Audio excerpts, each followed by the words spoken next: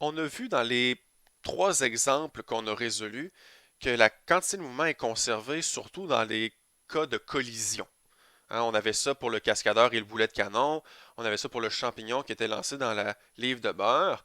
Et pour ce qui était de l'astronaute et de la boule de quille, on pourrait voir comme une collision à reculons. Donc on avait l'astronaute et la boule de quille qui étaient ensemble au début, puis ils se sont séparés, mais si on jouait le clip à reculons, on verrait comme la boule de quille et l'astronaute entrer en collision. Donc, la quantité de mouvement va être conservée dans des problèmes où il y a des collisions ou dans des problèmes où il y a des séparations d'objets ou des explosions. Donc, une bombe qui explose en plein de parties, ben, ce sera un peu comme l'astronaute et la boule de quille qui ont explosé, donc se sont séparés en deux parties. Donc, c'est toujours ce genre de problème-là qu'on va utiliser, dans lesquels on va utiliser la conservation de la quantité de mouvement. Donc, lors de collision ou d'explosion, quand on fait une collision, si vous voulez, à l'envers, les seules forces à l'œuvre sont des forces internes. Donc, c'est les forces entre les objets.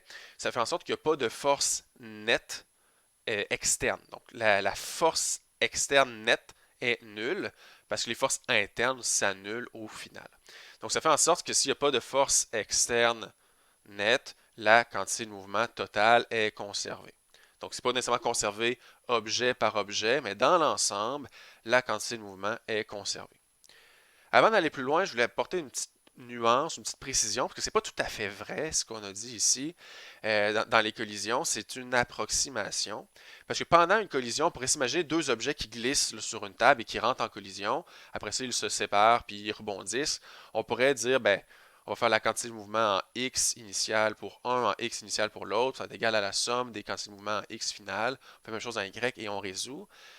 L'affaire, c'est que pendant la collision a quand même pris un certain temps, même si c'est juste une fraction de seconde. Mais pendant ce petit temps-là, il y a un petit déplacement sur la table. Les deux objets qui étaient ensemble en train de s'écraser et de rebondir. Mais pendant ce déplacement-là, peut-être qu'il y a une petite force de frottement qui a agi sur une petite distance, donc qui a fait un petit travail. Ou soit on a des objets qui sont en collision dans les airs, mais pendant la collision, ça se peut qu'il y ait un petit changement d'altitude, donc peut-être qu'il y a une petite variation d'énergie potentielle gravitationnelle entre le avant et le après, entre le début de la collision et la fin de la collision. Donc ça se peut qu'il y ait une petite variation, il y a un travail fait par une force gravitationnelle dans ce cas-ci qui serait externe. Donc, quand je dis qu'il n'y a pas de force externe qui agissent, c'est pas tout à fait vrai dans une collision, mais au final, comme la collision est brève, donc les déplacements à l'intérieur de la collision sont petits, le travail fait par les forces externes est somme toute négligeable. Donc, dans le cadre du cours, on va toujours négliger les petits déplacements ou euh, les petits travaux faits par les forces externes pendant les collisions. Cela dit, les forces internes vont produire un travail qui va être important. Et les forces internes, elles, ne sont pas nécessairement conservatives. Donc, deux objets qui entrent en collision, ben, les forces de contact entre les deux, c'est pas, à moins que les objets soient en contact via des ressorts là, qui rebondissent parfaitement, c'est pas nécessairement des forces conservatives. Donc, le travail va pas nécessairement être nul. Ça se peut qu'il y ait un travail négatif, donc il y a moins d'énergie cinétique après qu'avant. Ça se peut qu'il y ait un travail qui soit positif, donc s'il y a plus d'énergie cinétique après qu'avant, ça serait l'exemple d'une explosion, là, où notre astronaute avec la boule de quille, les deux objets étaient au départ immobiles. L'astronaute a dépensé de l'énergie, donc il a fait un travail sur la boule de quille, puis la force que la boule de quille a appliquée sur l'astronaute a fait un travail aussi dans l'autre sens, donc ça a augmenté l'énergie cinétique de chacun. Tout ça pour dire que dans une collision, on va toujours assumer que la quantité de mouvement totale est conservée, mais ça ne veut pas dire que l'énergie mécanique totale va être conservée. L'énergie mécanique peut varier. Puis on parle d'énergie mécanique, mais c'est surtout l'énergie cinétique qui va nous intéresser. Parce qu'à l'intérieur de la collision, les variations d'altitude ne seront pas tellement grandes, donc la variation d'énergie potentielle gravitationnelle va être négligeable. Et si deux objets qui sont en contact, je ne sais pas, deux objets qui sont entourés de ressorts, ils rentrent en contact, les ressorts se compriment, ensuite les ressorts reprennent leur grandeur et les objets s'éloignent. Mais avant la collision, les ressorts n'étaient pas comprimés ni étirés. Après, ils sont pas comprimés ni étirés non plus. Donc les ressorts se sont comprimés, mais se sont décomprimés par la suite. Donc il n'y aura pas de variation d'énergie potentielle dans le ressort avant et après. Tout ça pour dire que quand on parle de variation d'énergie mécanique, ça va être surtout une variation d'énergie cinétique qu'on va considérer. Donc, on résume. Les collisions, la quantité de mouvement total est conservée, et dans une collision, l'énergie cinétique totale n'est pas nécessairement conservée. Le fait que l'énergie cinétique n'est pas nécessairement conservée, c'est ça qui va nous permettre de distinguer deux catégories de collisions. Il y a des collisions qu'on va appeler élastiques. Dans les collisions élastiques, l'énergie mécanique est conservée pendant l'impact, donc l'énergie cinétique avant va être égale à l'énergie cinétique après. Ça se peut que les deux objets aient une variation d'énergie cinétique, ou les trois objets s'il y a trois objets dans la collision, mais le total de l'énergie cinétique avant et après va être conservé, en plus de la quantité de mouvement qui, elle, est toujours conservée là, dans les collisions. Si l'énergie n'est pas conservée, on va dire que c'est une collision qui est inélastique, donc une collision non élastique. L'énergie mécanique peut être plus faible après, donc il y a eu une perte. Donc, dans la collision, il y a de l'énergie qui est dissipée sous forme de chaleur, sous forme d'énergie sonore aussi. Donc, on a entendu le son de l'impact.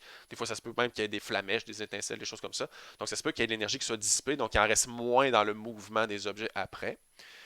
Donc, l'énergie cinétique serait diminuée. Ça peut être l'inverse. On peut avoir quelque chose que pendant l'impact, il y a une source d'énergie qui est utilisée. Donc, ça pourrait être l'astronaute qui lance la boule de quille, mais il a utilisé la propre énergie qu'il avait à l'intérieur de lui, donc son énergie chimique à l'intérieur de son corps pour lancer la boule. Donc, il y a eu un gain d'énergie cinétique dans la collision, si on veut. Ça serait le cas d'une bombe aussi, ou peu importe. Donc, c'est possible qu'il y ait un gain d'énergie cinétique, évidemment parce qu'il y aurait une source d'énergie utilisée dans l'explosion elle-même ou dans la collision elle-même. Donc, une collision inélastique, ça ne conserve pas l'énergie. Il peut en avoir plus, il peut en avoir moins, mais la quantité de mouvement, elle, demeure conservée parce que ça reste un problème ou que seulement les forces internes agissent de façon significative. Et il y a un cas particulier de collision inélastique. C'est une collision qu'on appelle parfaitement inélastique. Ça, c'est quand les objets fusionnent pendant l'impact, c'est-à-dire que les deux ou plusieurs objets là, vont se déplacer ensemble après la collision. C'était le cas du problème qu'on lançait le champignon dans la livre de beurre. Donc, le champignon était à l'intérieur de la livre de beurre après l'impact. C'était une collision parfaitement inélastique. Donc, elle est inélastique, l'énergie n'est pas conservée. Si les deux objets restent ensemble après l'impact, c'est sûr et certain que l'énergie n'est pas conservée. Et en plus que l'énergie n'est pas conservée, mais c'est ça qui va conserver le moins l'énergie mécanique. Quand il y a une collision parfaitement inélastique, donc les deux objets restent fusionnés ensemble, c'est là qu'il y a le plus d'énergie dissipée, que ce soit sous forme de son, de chaleur, de déformation d'objets.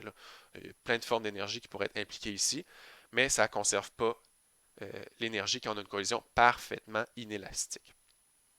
Donc ça, c'est les types de collisions. Je dirais que c'est important à savoir pour deux choses.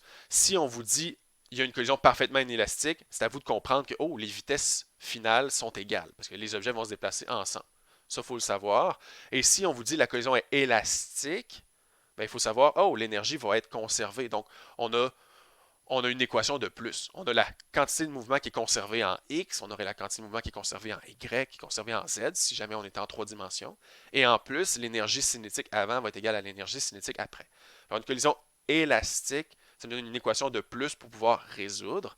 Une collision inélastique, ben, il y aura nécessairement une variation d'énergie entre le avant et l'après. Et parfois, on peut carrément vous poser la question. Donc, dans telle collision, quelle est la variation d'énergie ou combien d'énergie a été dissipée par la collision, quelque chose du genre. Donc, il faut calculer les vitesses ou les masses inconnues en utilisant la conservation de la quantité de mouvement. Et par la suite, on calcule l'énergie initiale, l'énergie finale et on compare. Chose certaine, il ne faut jamais assumer que c'est une collision élastique ou jamais assumer que c'est une collision parfaitement inélastique si ce n'est pas spécifié clairement dans le problème. Si dans le problème, on fait juste parler d'une collision, ben, allez-y juste avec la seule chose que vous savez, la quantité de mouvement va être conservée et c'est tout. Alors, ça résume un peu les différents types de collisions. Avec cette nouvelle matière, maintenant, on va voir trois nouveaux exemples où on va voir appliquer un peu cette logique-là de conservation de la quantité de mouvement et occasionnellement conservation de l'énergie cinétique.